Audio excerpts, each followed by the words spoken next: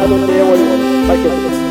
이와 같은 네 가지의 조건을 통해서 이와 같은 조건이 어떠한 모습인가 하는 것을 우리는 생각해 보겠습니다. 하나님께서는 소속이 하늘이며 영물인 존재는 바로 하나님과 인간과 천사밖에는 없습니다. 그러니까 이 천사가 과연 어떠한 범죄를 했겠는가 하는 것을 알아보기 위해서 하나님께서 왜 천사를 창조했는가. 히브리서 1장 14절에 하나님께서는 모든 천사를 부르는 영으로서 장차 구원받을 후사들 위하여 섬기라고 보내셨다고 했습니다. 하나님의 종은 바로 아들, 딸인 인간의 종이 되기 때문에 인간을 섬기고 받들려 하는 이와 같은 존재로 하나님께서 천사 세계를 지었다 했습니다. 그럼 이와 같은 이 천사가 과연 어떠한 범죄를 했겠는가. 베드로서 2장 4대 하나님께서 범죄한 천사들을 용서치 아니하시고 지옥에 던져 어두운 거리로 심판 때까지 지키게 하셨으며 했습니다. 그런데 이와 같은 이 천사가 지은 범죄 제목을 찾지 않고서는 이 천사를 심판할 수가 없습니다. 천사가 과연 어떠한 죄를 범했는가. 성경 말씀 유다서 1장 6절에서 7절을 보게 되면 또 자기 지위를 지키지 아니하고 자기 처소를 떠난 천사들 큰 날의 심판까지 영원한 결박으로 흑암에 가두셨으며 소돔과 고모라와 그 이웃을 돌고 저희와 같은 모양으로 간음을 행하며 했습니다. 천사가 간음죄를 지었다고 했는데 이 간음죄로 관한 것은 혼자 지을 수 있는 것이 아니라 대상이 있어야 하는데 그 대상이 과연 누구였겠는가 하는 사실입니다. 아담 헤아가 범죄를 하기 전에는 벌거벗고 있었는데 부끄러움이 없었다. 창세기 2장 25절의 내용입니다. 근데 그들이 타락한 이후에 벗은 것이 부끄러워서 모아가 입을 벗어서 치마를 하였더라. 창세기 3장 7절의 내용입니다. 인간의 본능이라는 것은 자기의 허물과 약점을 가리는 것이 본능인데 만약 선악과가 과일을 찐데 손을 따서 입을 얹었다면 손에 장갑을 끼고 입에 마스크를 했는데 왜 하체를 가리는가. 아담 헤어는 바로 하체로 범죄했다. 그래서 욥기 31장 33, 4절에 보면은 내가 언제 타인처럼 아담처럼 내 죄악을 품에 숨겨 허물을 가렸던가. 아담이 가린 그 장소가 해와를 가린 그 장소가 바로 범죄를 한 소굴이라는 겁니다. 이렇게 인간의 타락도 바로 맞는 음란으로 타락이 되었습니다. 인간은 그럼 어떤 누가 천사원인데 하나님께서는 많고 많은 천사를 창조했습니다. 그 중에 하나님은 일일이 상대하니까 두세 천사장을 세웠습니다. 천사장 누시엘 미가엘 가브리엘 이 세 천사장을 세워서 누시엘 천사에게 하나님의 말씀을 전하게 되면은 그것이 천사세계로 전해서 하나님의 일을 이렇게 운행했던 것이 성세는 많이 나오게 됩니다. 근데 이와 같은 천사가 누시엘을 하는 사실을 누시엘이 타락됨으로 말미암아 마귀가 되고 뱀이 되고 사탄이 되고 영이 되었습니다. 이와 같은 누시엘과 인간과의 생활은 과연 가능하겠는가 하는 사실. 창세기 19장 이하를 보면 아담과 헤와가 소돔과 고모라를 음란으로 그 도시를 하나님께서 멸했습니다. 그때 그 도시를 멸하기 위해서 그 돌에 있는 의인들을 일단 심판할 수 없으니까 의인들을 10사람이 있어도 심판을 안 하기로 했지만도 10사람이 없어요. 그러니까 할 수 없이 소돔과 고모라를 하나님은 심판해야 됩니다. 그럴 때 그 불악의 의인은 바로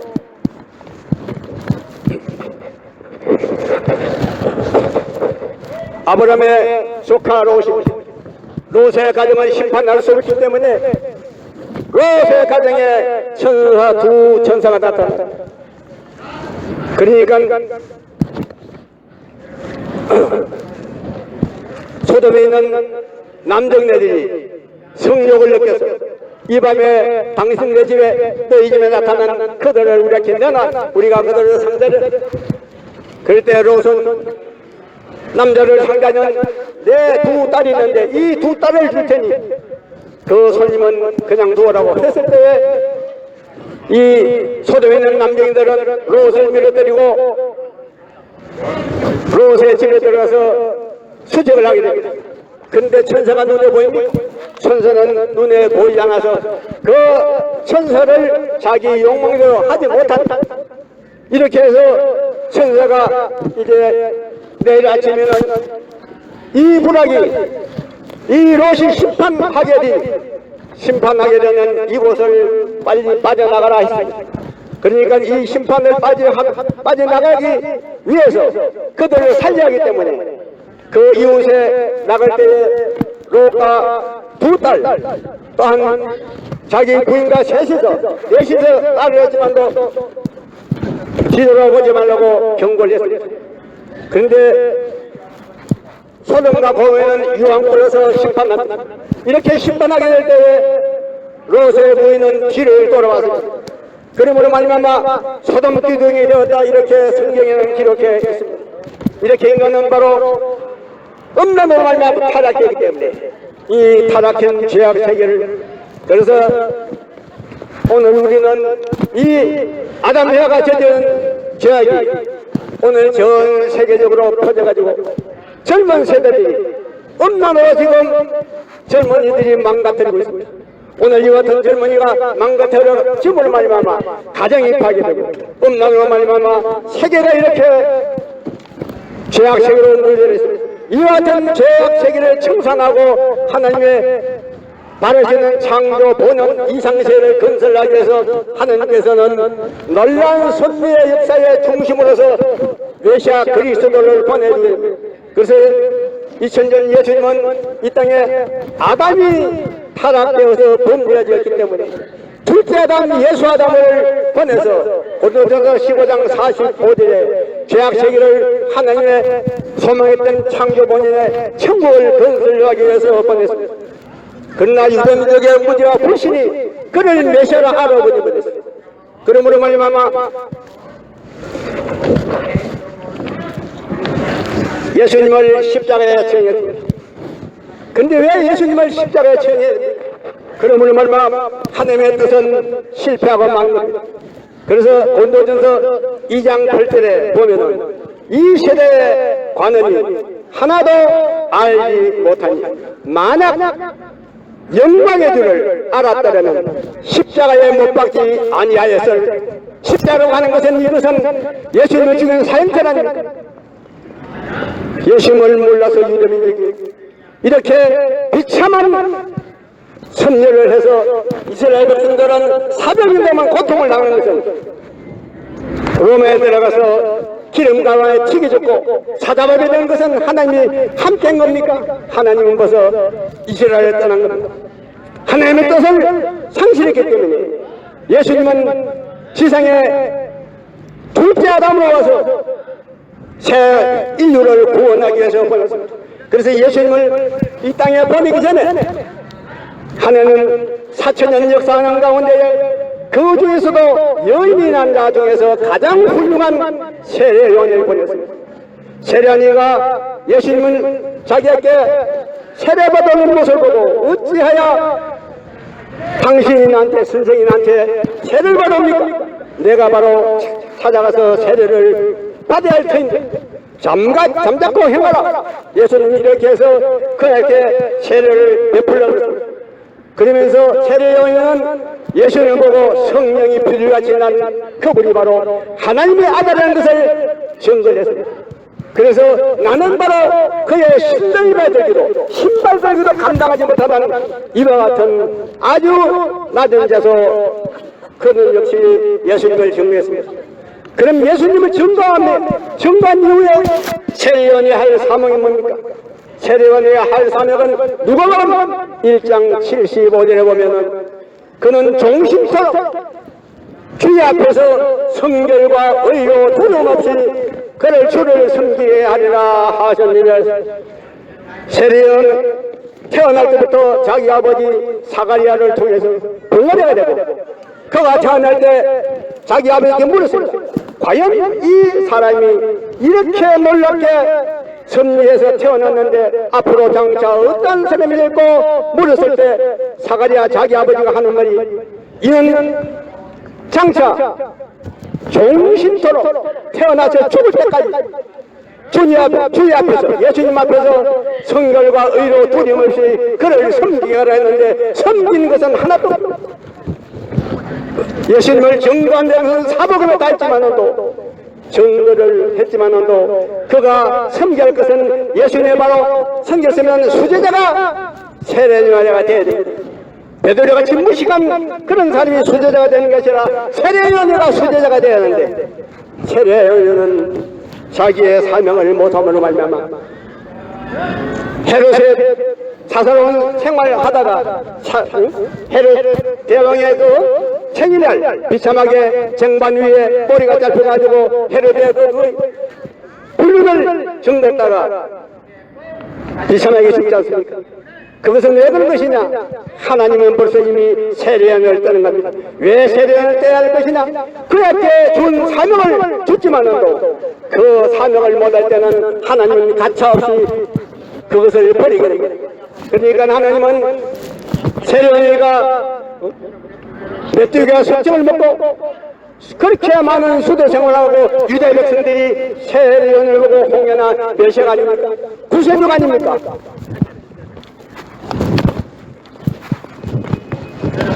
선지자가 아닙니까? 이렇게 물었습니다. 그러나 그는 구세주도 아니고 메시아도 아니고 선지자도 아니고, 그럼 당신은 누구냐? 우리 하여금 보낸 사람에게 답을 할 수 있도록 얘기합니다.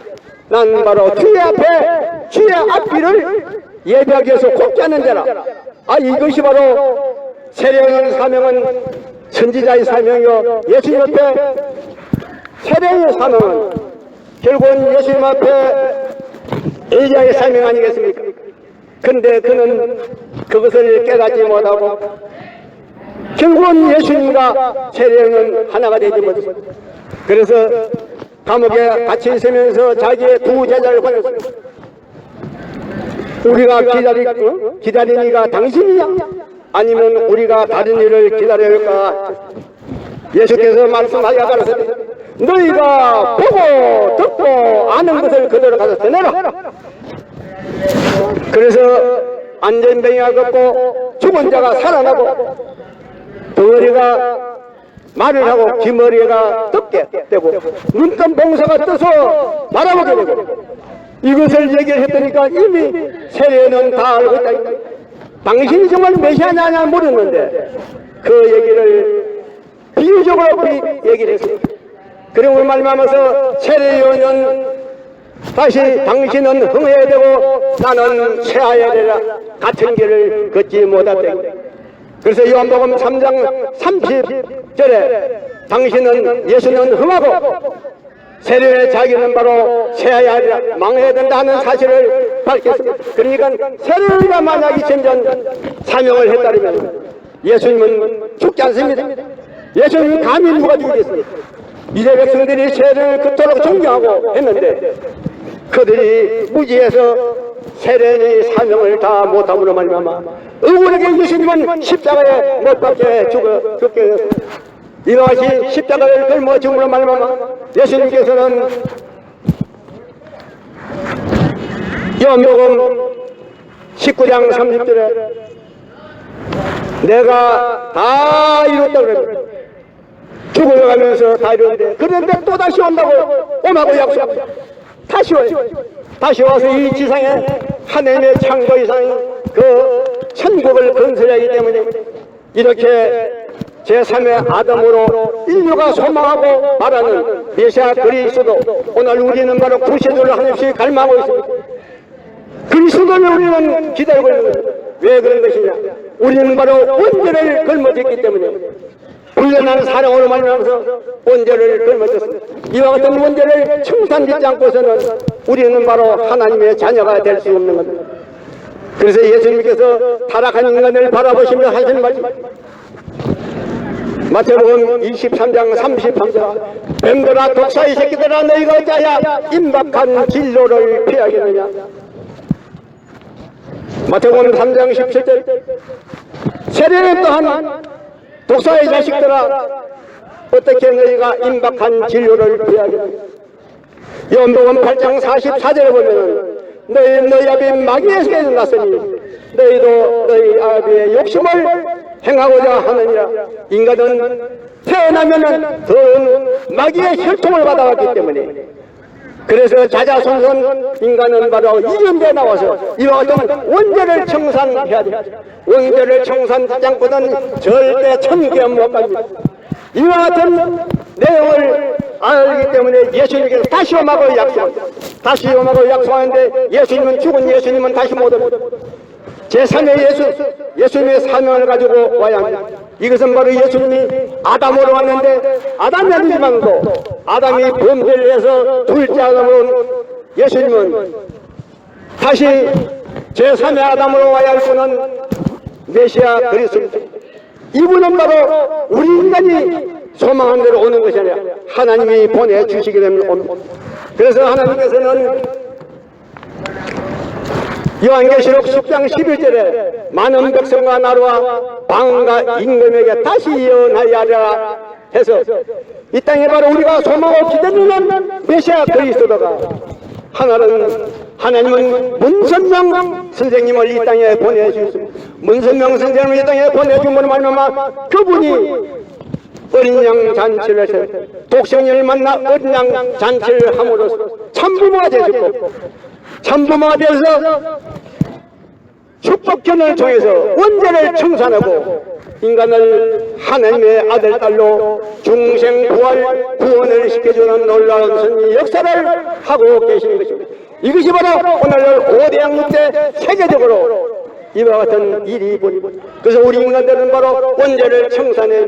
원죄 청산은 우리 스스로 청산할 수 없습니다. 이것은 구세주 그리스도 메시아가 아니어서는 청산할 수가 없는데, 하늘은 이 시대 문선명 선생님을 메시아로 보내주셔서 이 원죄를 청산하는 놀라운 선지의 역사가 바로 축포 결론인 것입니다.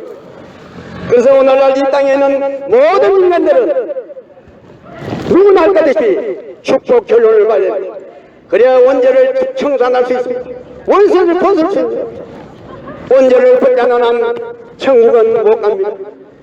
그래서 오늘날 우리가 살려는 이 땅에 있는 사람은 말할 것도 없지만 영장에 있는 수많은 영인들까지도 축복 결론을 통해서 원죄를 청산해야 하나님이 계시는 선상 천국에 갈 수 있는 겁니다. 천국이란 것은 바로 하나님이 계시는 곳이 아닙니다.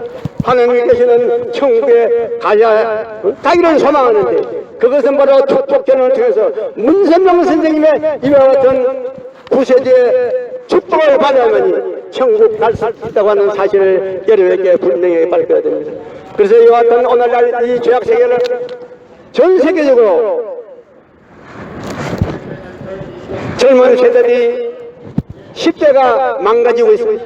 이와 같이 망가지고 있는 이 10대를 구제해야 되는데 무엇으로 구제할 수 있습니까? 미국이나 전 세계가 선진국으로 더욱더 망가지고 있는 이 젊은 세대들을 정말 자기의 자식과 같이 교육을 시키고 해서 범죄를 저지르지 않도록 만들어야 됩니다. 근데 다른 어떠한 것으로도 만들 길이 없어요. 오늘 기독교가 2000이 됐지만 기독교 교리가 됩니까? 성경하지